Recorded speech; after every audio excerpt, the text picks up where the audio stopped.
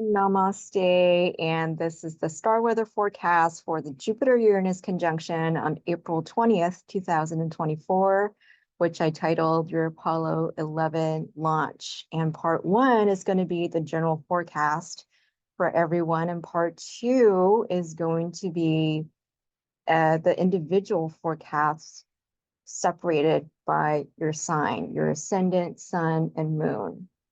So I will be splitting these two into two separate videos because these are both longer presentations.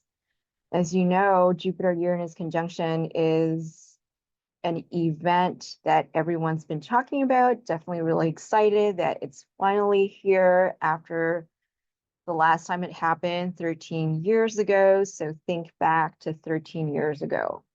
If there are major shifts in your life, electric shifts in your life that happened 13 years ago, and expect something like that in terms of magnitude, in terms of how it's going to affect your life, which, judging by my own experience 13 years ago, it would be major, major, major, major. So let's get right to it. So for the Pacific West Coast time zones, California, Oregon, Washington, West Nevada, West Idaho, West Canada, West Mexico, know that this general energies forecast is more for you because I cast the events, in this case, the Uranus conjunction or the Uranus-Jupiter conjunction event. I would be casting it from our time zone. So the conjunction will happen in the 7th house for us with the sun in Taurus. So let's take a look at the conjunction chart. So right there, Uranus and Jupiter conjunction, this is the chart event, and it is conjunct with the sun. So in Taurus, and they look to Venus in the 6th. I'm just going to be describing this chart for the time being. So as they sit in Taurus, Taurus is ruled by Venus. Venus sits in the 6th house of Aries, conjuncting Chiron, conjuncting Mercury and the North Node. And as this cluster sits in Aries, this is further described by ruler Mars sitting in the 5th. And as we know, we talked about the Mars-Saturn conjunction in the eclipse video. It was April 8th, I believe, that the eclipse, the total solar eclipse happened. And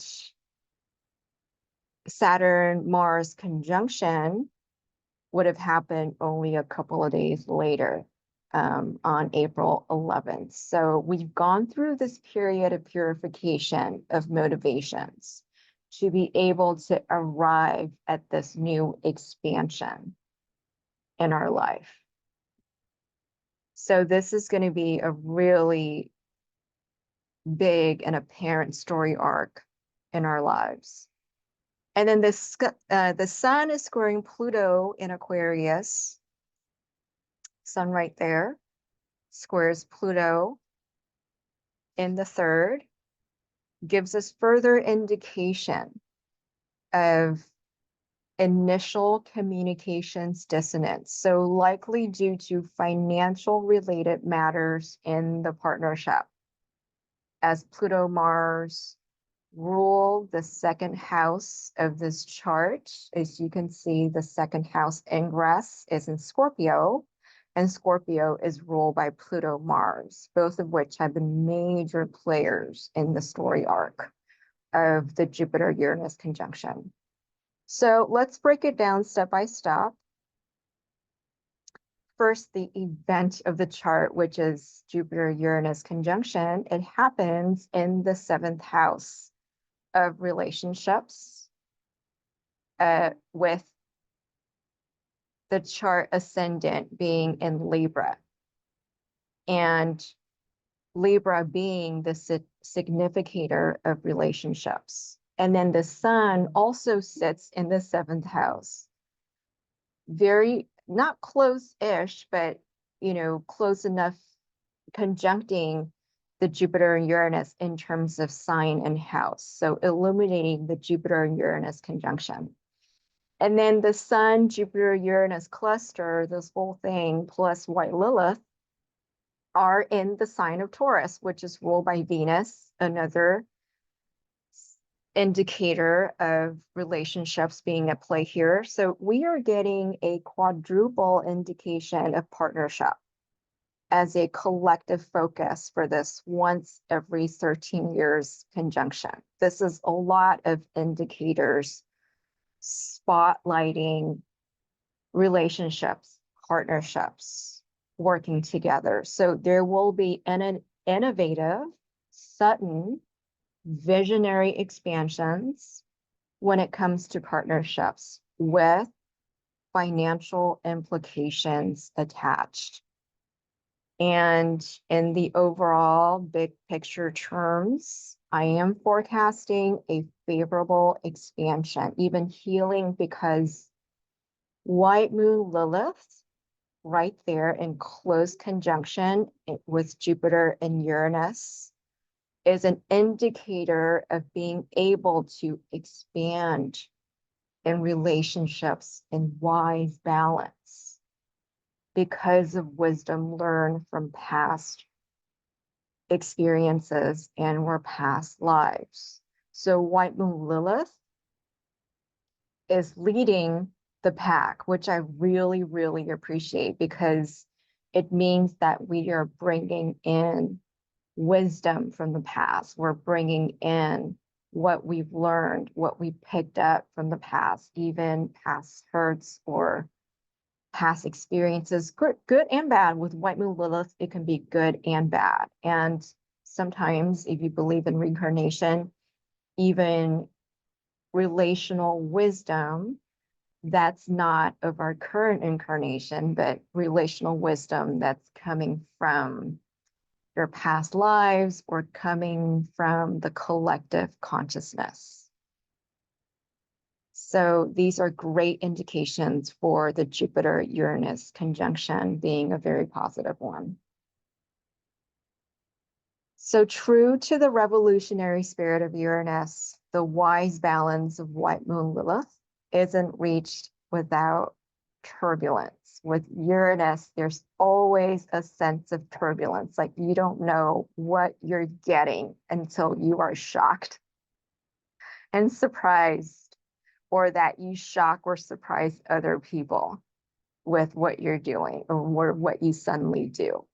So it could be either way, something sudden that happens to you, or you suddenly show up in a very sudden and surprising way. So we've already seen major earthquakes in the world because of Uranus and Taurus, turbulence in our financial systems, even food and drug safety is put into our collective consciousness, awareness. So we're not denying the more catastrophic side of Uranus and Taurus for both the mundane and personal forecasts. But let's continue with the personal story arc to see where this is leading us as a collective. So the Taurus group in 7th house leads us to look at its ruler Venus in the 6th house, conjuncting Chiron. And with Mercury in retrograde, having already conjuncted Venus on April 19th and heading for conjunction with North Node on April 25th, this is all telling us that past wounds or relationships, possibly regarding commitments and rejections, can flare up and induce feelings of vulnerability. So what we're looking at is the chart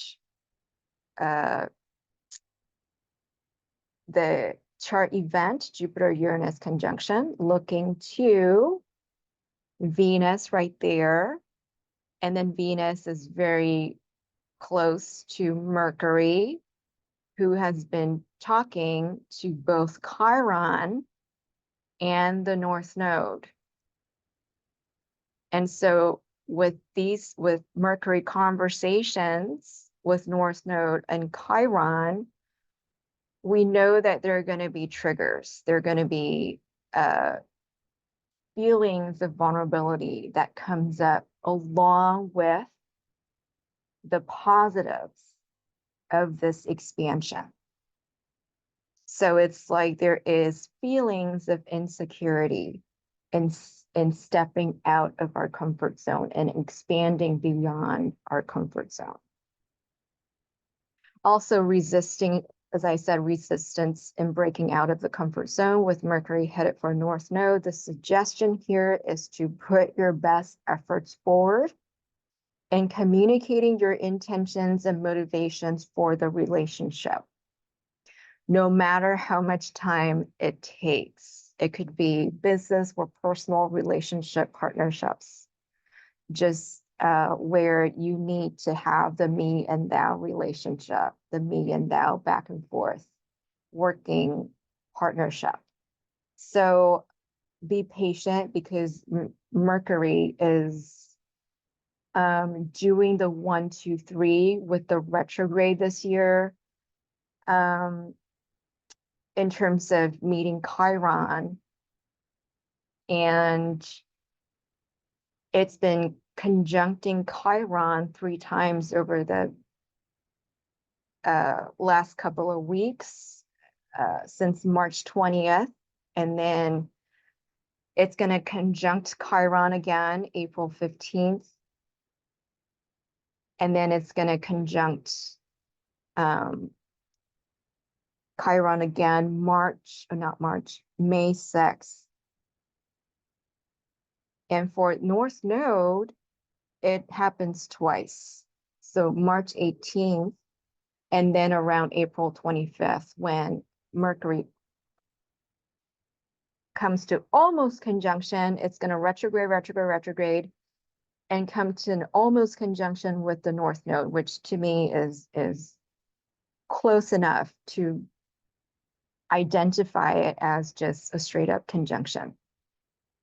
But, you know, with Mercury and Chiron, it's been going over Chiron in March, and then retrograding back.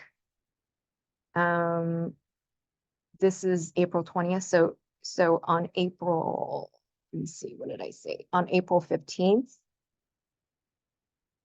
it's going to go back through Chiron again.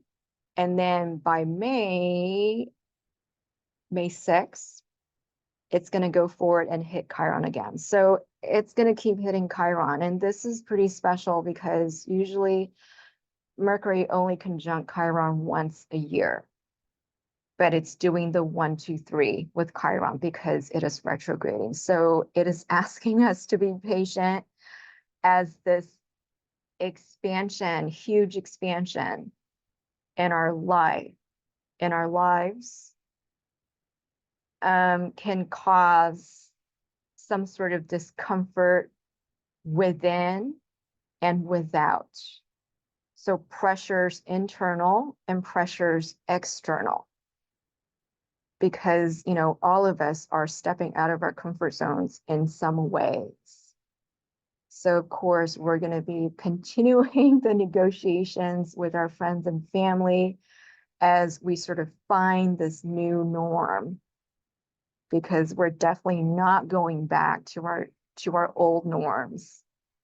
And with that, our own internal belief systems need to shift, and logistics in terms of how we interact with the external needs to shift. So it's internal shift plus external shift, and everything's shifting. And there we have earthquake, not only in real terms, but earthquakes within, and earthquakes with our partners, earthquakes with our friends and families, so on and so forth. Just know that this is normal. We're all here with you. And as Mercury is ruled by Mars during Mercury's transit over Chiron, and Mars sits with Pisces that look to the Jupiter expansion, it is suggested that we talk about the big picture dreams, the transpersonal, the lofty visions that can become the inspirations that pulls us forward into the partnership. So we're looking into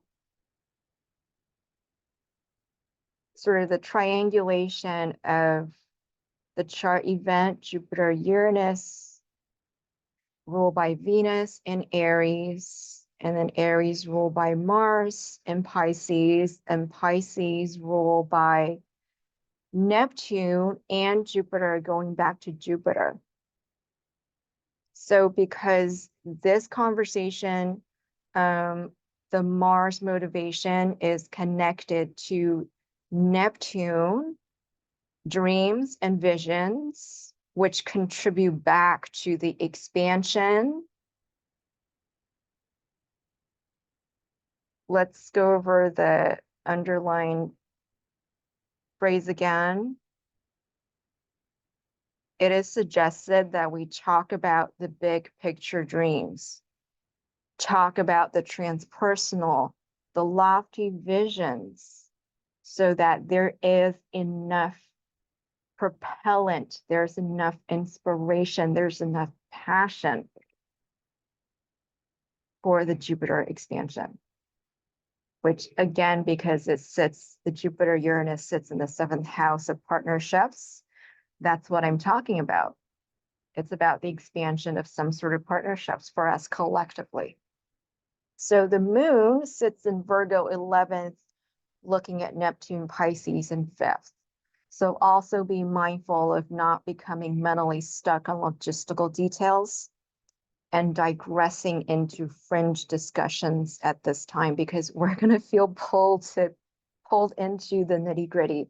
So moon in Virgo sitting in the 11th house, even together with Black Moon Lilith. So there is some sort of overconfidence, I guess, when it comes to feeling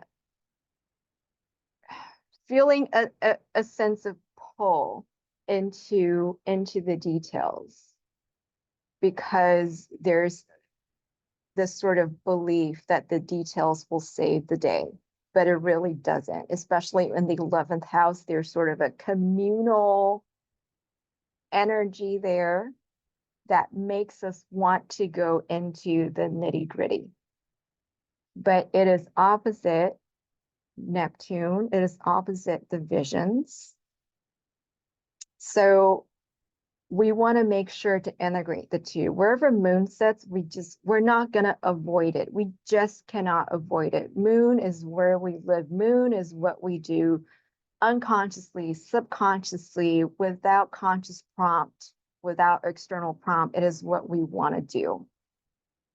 And there's even with Black Moon Lilith in Virgo, there's even some sort of a reliance on details, a sort of a confidence of being able to push this through, to push the Jupiter-Uranus project through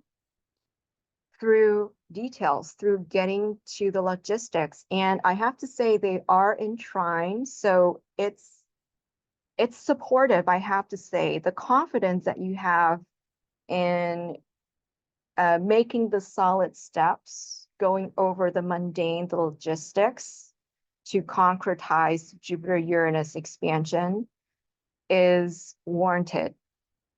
The confidence is warranted. And it is also suggested that we look into the logistics. And yet,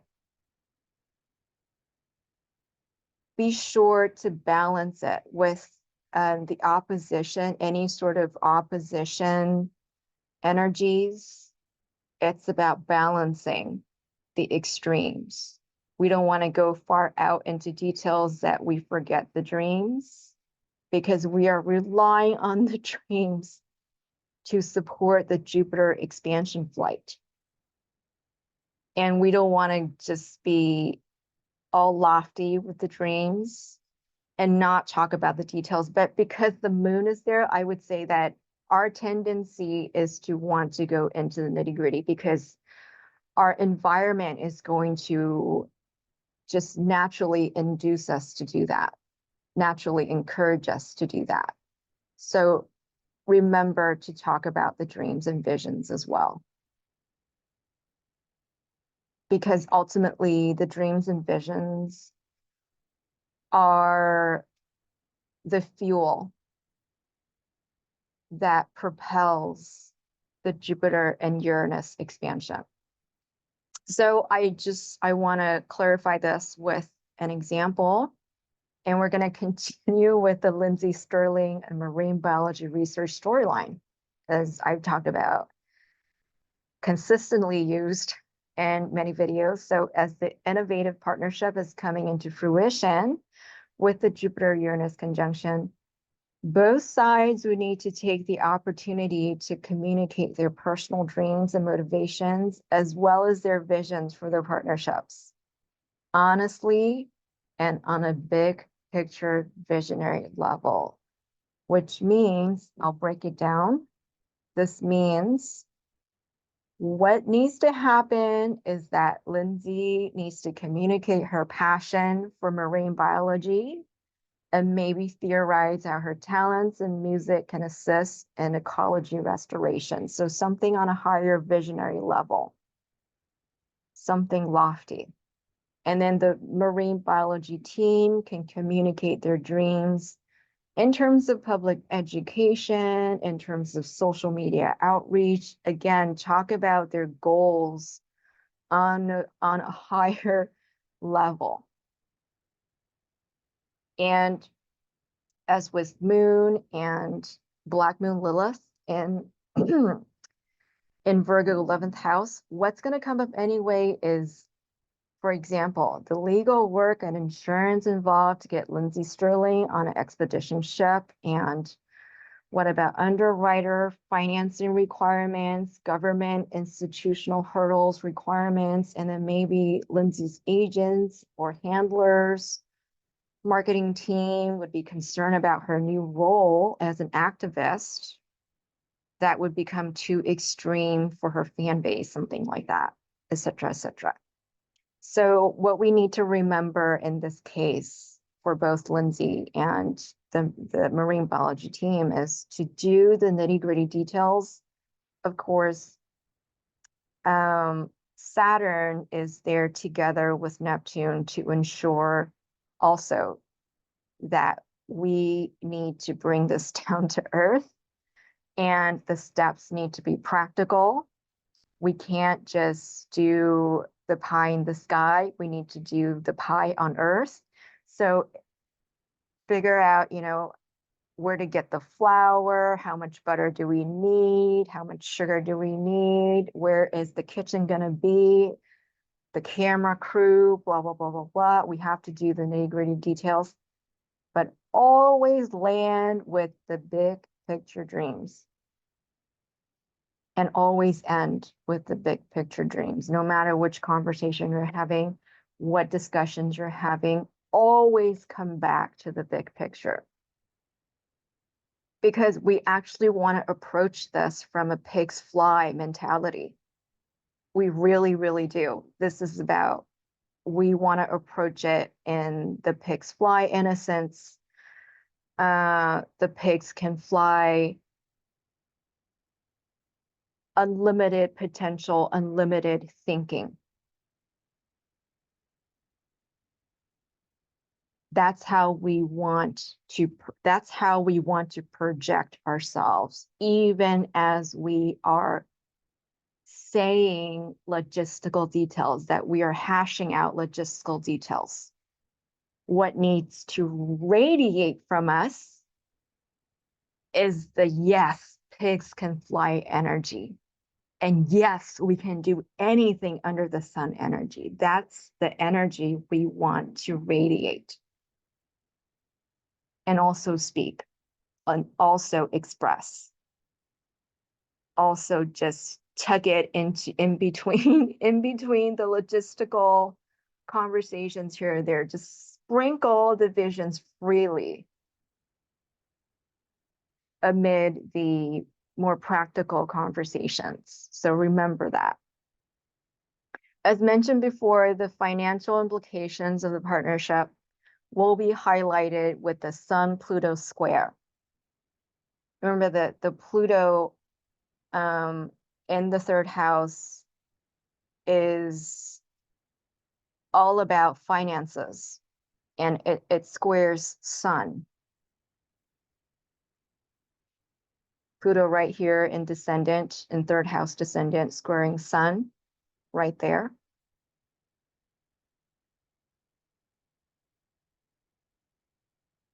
So this will seem to make or break the project or the relationship. And this is precisely why generating momentum around the dreams and visions is so important at this time. Challenges, logistical challenges, again, are numerous with Saturn and Pisces, with powerful Pluto stakeholders that can make or break you. So the fires of passion need to be burning bright and hot enough to pull the engine through to manifestation. You'll get the manifestation no matter what. The way that I'm seeing the story arc beyond April 20th into middle of the year is that manifestation is guaranteed. I'm going to knock on wood for you and, jinx for all of us. Manifestation is guaranteed, but in terms of the scale of manifestation, we have to be aiming high as we can to land somewhere in the middle. So the higher we aim, the higher we end up. That's what I'm trying to say. So in the Lindsay Sterling example, instead of maybe they were shooting for a 12 episode series, 12 YouTube video series, but they end up with only 4 episodes. And that's okay. That's what this is all about. You end up with something either way, but remember, we have to shoot high. And I'm going to clarify what that high is, because this is sort of not the greatest example. So shooting high doesn't mean quantity. We're not shooting high in terms of quantity. I'm talking about the quality, the dreams, the quality behind the vision and those dreams. I'm talking about concentration and how concentrated how do I describe this? So here it is. If the 4 episodes are still very high octane in terms of being able to integrate the ideas, the new paradigms, the innovative thoughts, the new thoughts in very concentrated forms into the 4 episodes, then that's perfect manifestation. That is awesome and in alignment with the opportunities that we've been given for the Jupiter-Uranus conjunction. However, if, let's say, instead of 12, we do 10 episodes, but the messages are diluted, the visions are not as focused, that's not what we want. The quantity can be small, but we want the concentration of the vision and dreams. We want the big ideas to really be intact in this manifestation, whatever this expansion is for you. Remember, it's all about the quality. All right, so Use your time wisely and discuss dreams and your motivations that will keep you fired up through the partnership. Yes, you would still need to discuss logistics. Just make sure that you keep a clear focus on the big picture dreams. For every logistical challenge, offer at least 5 points of visionary concepts and goals. Concentrate on the visionary concepts and goals. I hope you're hearing me. So do not shoot for quantity. I am repeating myself, but it bears repeating. Don't think you failed if you are shooting for 12 episodes and you only do 4, but those 4 episodes are so packed with the essence of Uranus innovations, of paradigm shifting ideas, and as in, Lindsay Sterling and marine biology team's example, it's packed with their joint intention of marine biology awareness and pushing marine biology awareness towards the general public. If it's fully packed, high octane, extremely concentrated within these 4 episodes, their combined vision, that is, are extremely concentrated in the 4 episodes. That's what we're shooting for, ladies and gentlemen. You have nothing to be sorry about. Don't assume you're a failure if you only hit even 1 or 2, sort of 1 or 2 episode compared to 12, because you would be doing something that is going to create a huge impact down the road, which I will explain a little more down the road, or after this. So again, quality, not quantity. I just really need to stress that for this manifestation, because it takes time for these initial sparks to grow, to take root. Right now, we're just in an acorn stage. We find with the Uranus and Jupiter conjunction, we finally been given the seedlings, the acorn, the seedlings to start growing something that's going to make a huge impact later. So we are not looking to grow a tree, a grown oak, from one little acorn to a huge oak overnight. So keep that in mind. It's about the vision.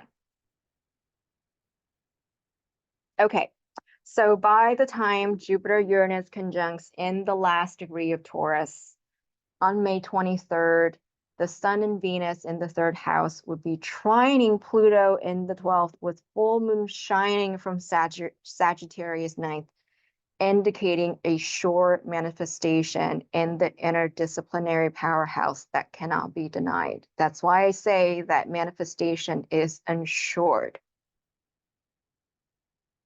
Just don't dilute the message. You can reduce the episode count, like you can reduce the quantity, but it is really suggested you do not dilute the message, or the message that you channel through from this Neptune transit in Pisces, further refined by Saturn and Mars going through Pisces. So this is channel from the universe. Trust it. Don't dilute it. So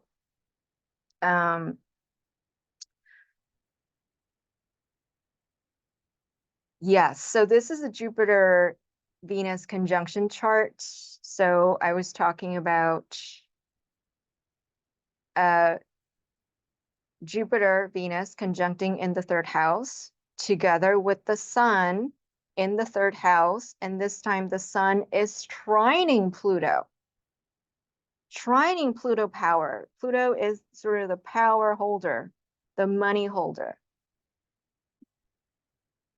And on top of that, there is a full moon shining right there. And it is coming into a full moon. It is waxing in the Jupiter-Venus conjunction chart. So coming into a full moon. And full moon always means manifestation. So full moon shining from Sagittarius 9th house, indicating, again, just a sure manifestation. And with 9th house, it's always about sort of an interdisciplinary joint venture. And with the full moon, that becomes a powerhouse that cannot be denied by the Pluto force, by the Pluto stakeholder. If the cards are played correctly, the descents of the underwriters will yield to the freakish force of nature. That is the partnership. It is a freakish force of nature if you play your cards right. To a point where the financiers, whoever's backing this financially, just cannot poo-poo it, cannot veto it, because the force is too great. And because, as I was saying, it carries the dreams and visions of the transpersonal consciousness, ether, universe that cannot be denied. It is almost, it's not going to be, it's on the level of not my will, but thy will be done. With this Jupiter-Uranus conjunction, that's what this is going to feel like. Not my will, but thy will be done. And even if it's going to make a palpable financial impact for the Pluto stakeholders, even with Mars and Chiron coming into conjunction in the second house, it's going to hurt financially. It's going to hurt. I can't lie there, but Jupiter-Venus guarantees manifestation. And again, the yielding of the Pluto power. So there are going to be financial sacrifices, because with Mars in second house, it's like burning money. That's literally, burning money, but North Node is there, but it's for a good cause. Just remember that. Hopefully just a small ding. I used the phrase palpable ding. So it could be a ding, or it could be really, really be, I don't know, I want to say like a wildfire, just burning money, but hopefully you're able to integrate this.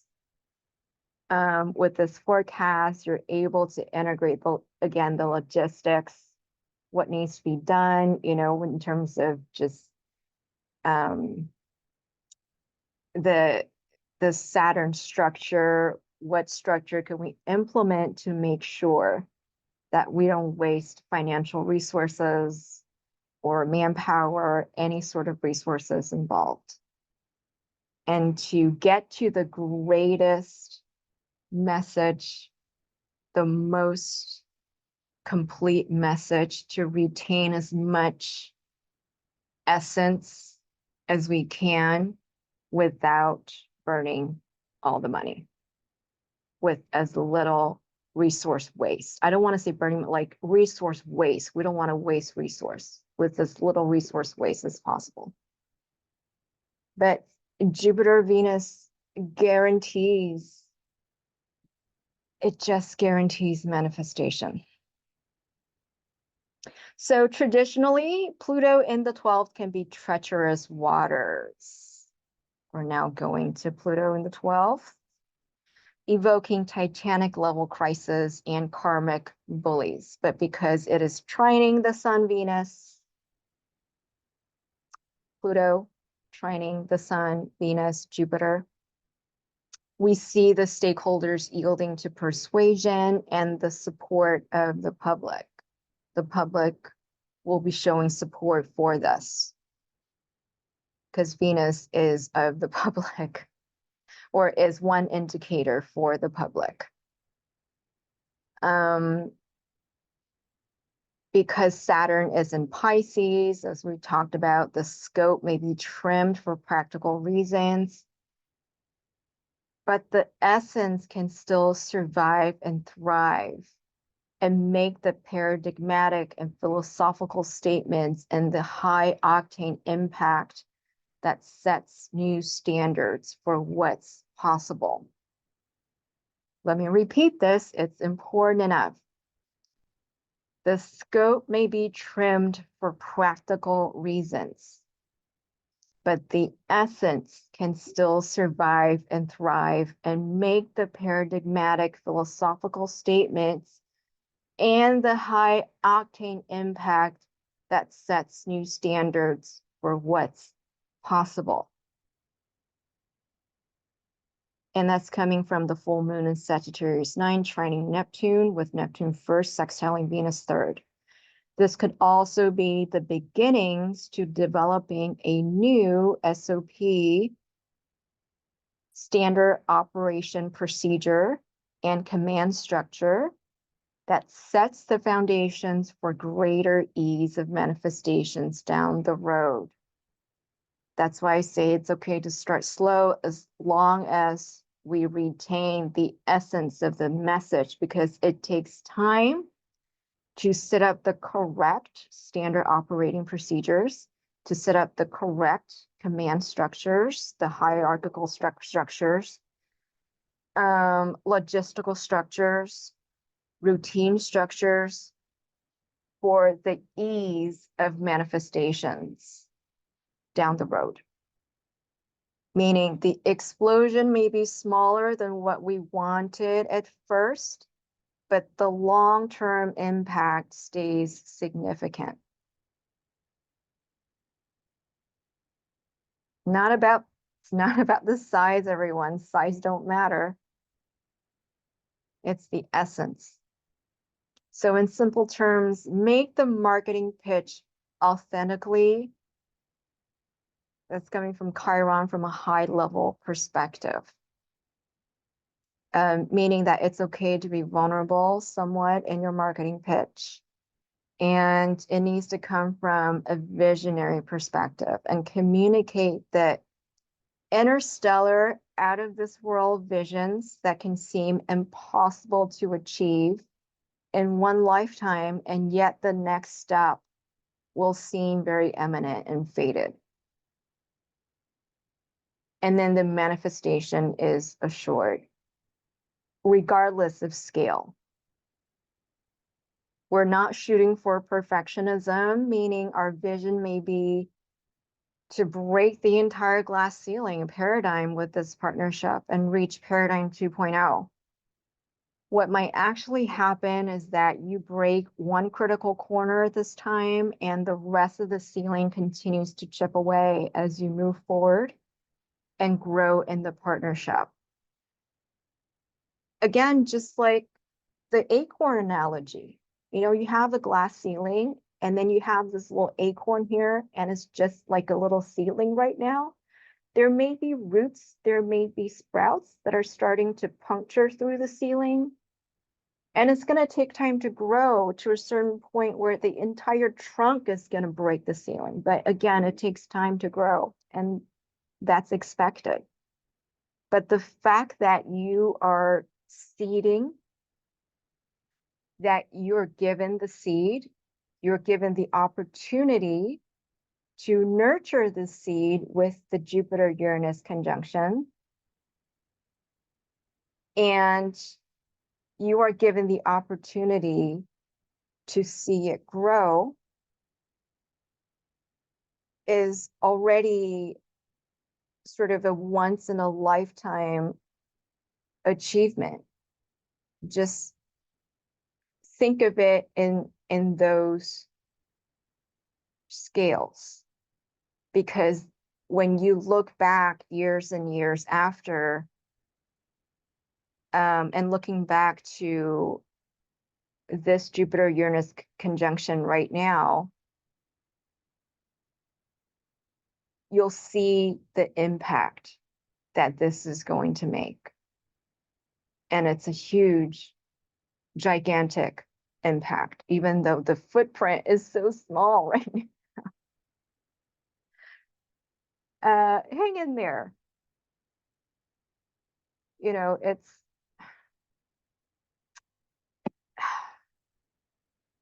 I have to say, it's one small step for man, but one giant leap for mankind, which I will talk about. I'm going to talk about Apollo 11. That's why I entitled it Apollo 11, because this may be just one small step for you. It would seem so small. Just remember, what you're doing now is absolutely not insignificant. It is not insignificant. Looking back, the impact of what you're doing now is hugely significant, with huge impacts. So remember that.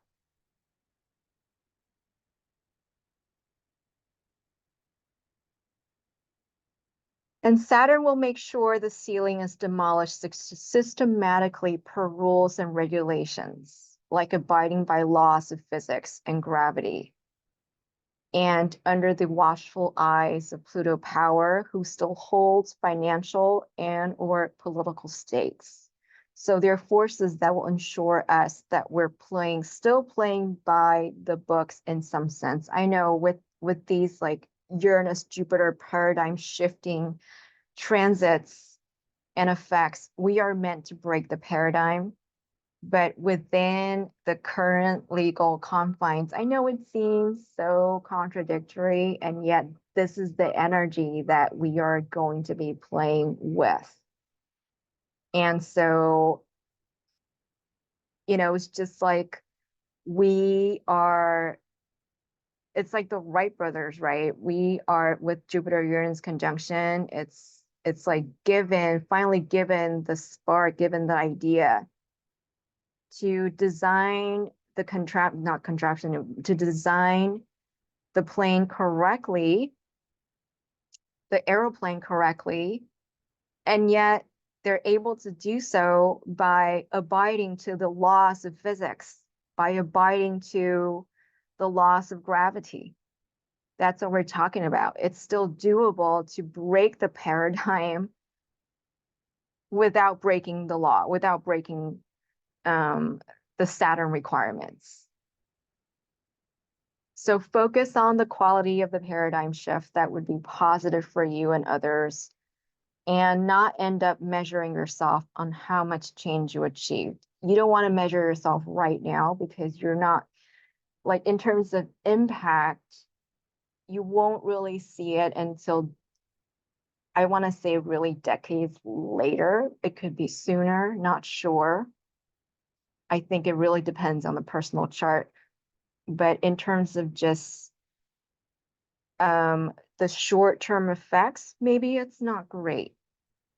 But man, is it going to be inspirational? Is it going to be inspirational? So shoot for the moon. So even if you miss, you end up among the stars, by Norman Vincent Peale, sometimes attributed to Les Brown. And in the case of Apollo 11, now let's talk about Apollo 11. It is the most famous example of the Jupiter-Uranus conjunction. And it happened in Libra on July 20th, 1969, where they were shooting for the moon and they reached the moon. And here's the Apollo 11 Neil Armstrong moonwalk chart. This is when he stepped onto the moon and made that famous remark that it's one small step for man, but one giant leap for mankind. So with this chart, the Jupiter-Uranus conjunction also happens in the 7th house. I just want to clarify that this isn't the landing chart. This is Armstrong's moonwalk chart when he actually stepped onto the moon. It's around that time.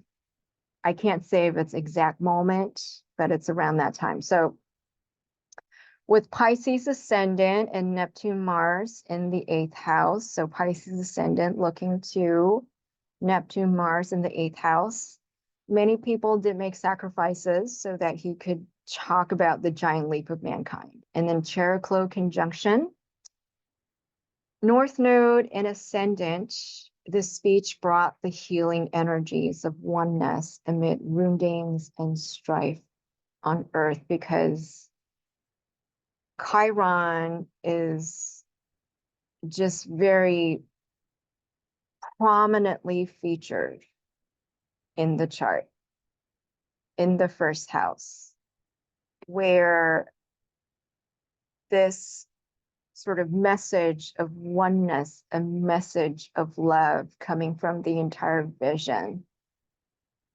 is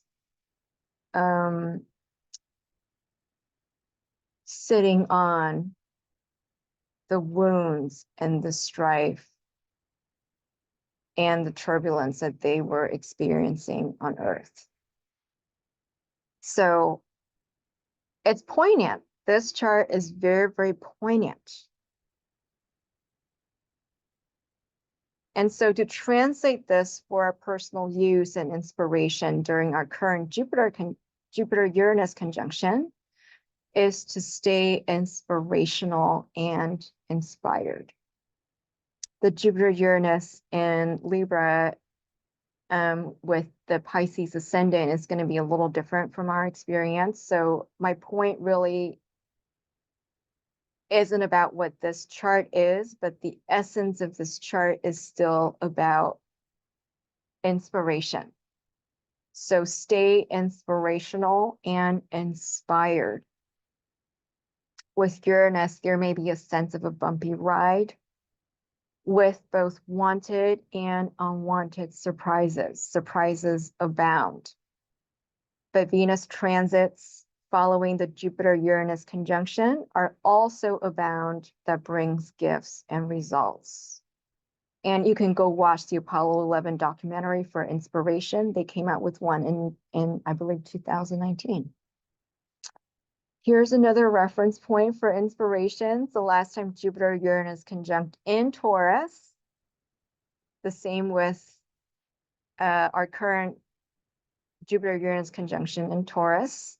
It happened last time on May 7th, 1941. Cheerios was invented at that time. So that's food for thought, literally food for thought. All right, so in summary, here's the basic steps of the story arc. I've condensed it for you. So the story arc goes as follows. 1, visioning happens with challenges of feasibility and motivation. And that's looking to Neptune, Mars, Saturn, and Pisces 5th. And then 2, opportunities for manifesting the vision through partnership happens. That's talking about the Jupiter-Uranus conjunction with Saturn challenges of feasibility, which continues through Saturn in Pisces. And Saturn will be in Pisces through 2026. So it's like just the Wright brothers and man going into flight, is that the gravity will always be there as a challenge, shall we say. And then number 3, work ensues to broadcast, communicate the dreams of reaching a new paradigm for yourself, the other, and the worlds. So Venus, Chiron, Mercury, North Node, and Aries 6 Mercury is so prominent with the Jupiter-Uranus storyline this time around, just because it just it just retrogrades through important placements that has to do with the conjunction. So it means that we're going to have to keep reiterating, to keep focusing, to keep rehashing our dreams, our ideas, the essence of our visions over and over and over again, to paint the picture for other people, for ourselves, really, because we also need convincing within ourselves, doesn't it? Because there's so, with any human, it's just the conditioning is abound. There are a lot of conditioning, old belief systems that take rewiring, that would take affirmations, that would take a rehashing of the new ideas over and over and over and over again, for the new ideas, the new belief systems, the new paradigms to take root. So we're not only convincing others externally with our communication of our visions and dreams, we're also convincing ourselves internally with this. And that's why we're saying there are going to be some triggers that come up from within, because the inner, oppositions from inner child, opposition from just old conditioning, opposition from negativity, bias, so on and so forth, where we need to reestablish new neural pathways to be able to broaden our fields and keep growing as the acorn. So number 4, recognize your vulnerabilities that get activated. Again, it's what we're talking about with Venus, Chiron, and Mercury. Process the fears of rejection and commitment as they come up to release resistance. And see the companion video below, which we'll get to for the suggested tapping. And then number 5, keep broadcasting your passion and motivations, even when faced with voices of financial, political, familial, societal dissent. And those are the involving planetary placements and aspects. But basically, where are the voices of dissent coming from? Could be financial stakeholders, political stakeholders, even governmental stakeholders, jurisdictional stakeholders, family, society, societal norms, mainstream norms. And as I said, internal belief systems, internal structures. We're breaking down internal structures of belief. And that's why I say give yourself a lot of love, a lot of compassion, as a part of you is dismantling. All right, so number 6, forces, synchronicities converge, and you find yourself propelled into the brand new world of your dreams. Finally, the little acorn is given the time space to start sprouting. And then it punctures through the glass ceiling somewhat with the Venus-Jupiter. I would say with both the Jupiter-Uranus conjunction, April 20th, and the Venus-Jupiter conjunction, May 23rd. So this is the story arc. This is what we've been dealing through all year. I would say even since 2018, when Uranus started to transit Taurus. This has been an entire storyline. And Uranus is going to stay in Taurus until 2026. So we are sort of nearing the end of this huge transformation of breaking either external glass ceiling or internal glass ceiling.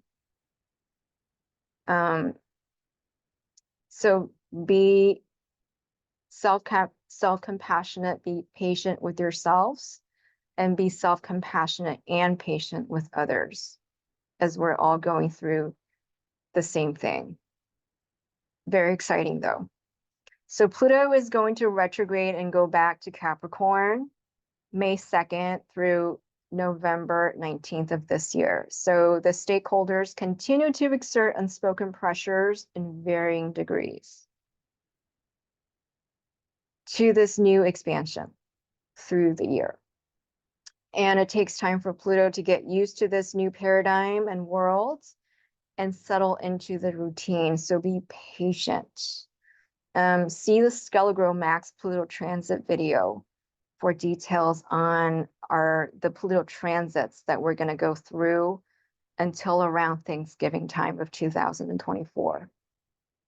So we are going to go through this until Pluto formally ingress into Aquarius around Thanksgiving time, November 19th, 2024, and to actually start a series of trine with Uranus around July 2026 through May 2028.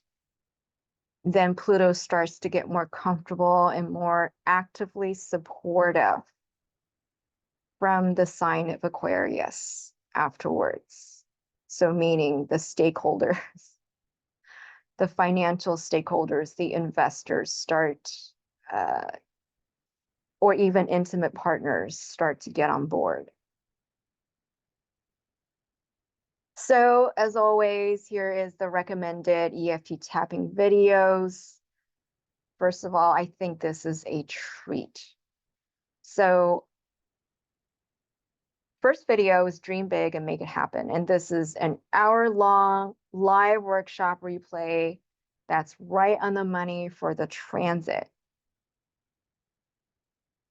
It's in alignment with everything that we talked about with, you know, the 1, 2, 3, 4, 5, 6, the story arc that we've been talking about through the Neptune and Pisces transit, and now sort of the Jupiter-Uranus, Jupiter-Venus transits. We want to dream big and make it happen. So Brad Yates goes through some powerful quotes in between the tapping rounds with the guided image at the end. So please watch the entire video, and there are program ads inserted near the end before the imagery starts in the end.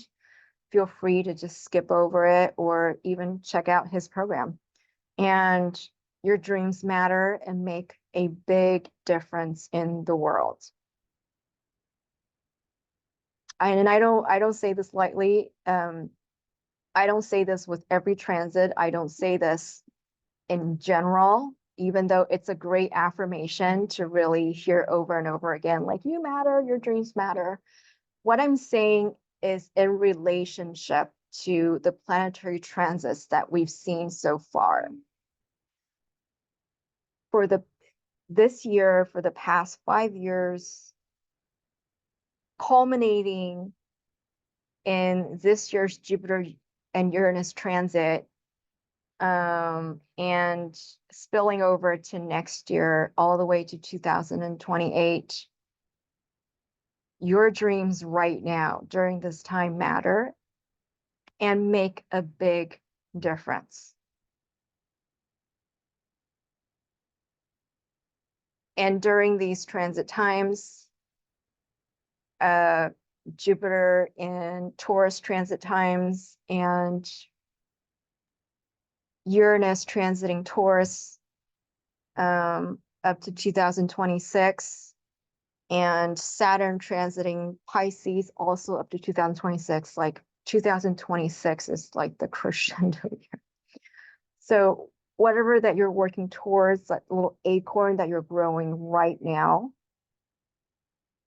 you are astrologically certified to make it big. Again, not big in terms of scale, big in terms of ideas, big in terms of the essence. You want the essence to be there. So in the future, it doesn't get diluted too much. Take advantage of these planetary events, the planetary story arc, and make it your own. So I've already tapped with this program twice, and I'm still going to keep doing it because it is that good. And the quotes in there, so good. So if you need inspirations, I would even just review those quotes when you feel down, when you feel like, I'm being bogged down by the logistics. Come back to this video and remember to dream big. And then the second video is processing feelings. And this is a shorter tapping video to process any insecure feelings that's gonna come up from your glow up. Because again, with the expansion into a new paradigm, insecurities come up. Resistance from inner child, resistance from old belief systems come up. So for this video, you can sub out script for fear of rejection, disappointment, anxiety, fear of failure, whatever it is that applies to your situation. All right, and then recommended book. And this is Jonathan Living Seagull by Richard Bach. And I first heard it from Brad Yates. I think Richard Bach is Brad Yates' favorite author. And I've yet to read his other book, Illusions. But judging from how Brad Yates raves for all of Richard Bach's works, actually. I think it's Illusions, and there's one more, I forgot what he said. It should be good. So it's an inspirational story about a seagull who breaks tradition from his tribe in order to follow his dreams and fulfill his potential. How apropos is that for the Jupiter-Uranus conjunction? It's about breaking traditions, which is what we've been doing since Uranus started transiting, since Pluto started transiting Capricorn a while ago, actually, I forgot when. And Uranus started transiting Taurus in 2019. That's all we've been doing. So read this book. It's not long, it's super thin. And it's got huge fonts. Not going to do the reading rainbow for you, but it's got pictures, it's got inspirational photo, not inspirational, you can't really see, but it's got images in between to get your imaginary juices flowing. It reads like a storybook, basically. It reads like a grade school storybook. So definitely pick it up. It is in the public library, at least in the Santa Clara County Library System. Plenty of copies to go around. So pick it up, get inspired. Get inspired. All right, so this concludes part 1. And you can head over to part 2 for the individual forecasts for the Jupiter-Uranus conjunction by sign. So I'm just going to go ahead and close here. I hope to see you at the individual forecast video. Thank you so much for visioning, for dreaming, for doing your part for the world. And of course, again, your inner peace is my inner peace, is world peace. Thank you. Namaste.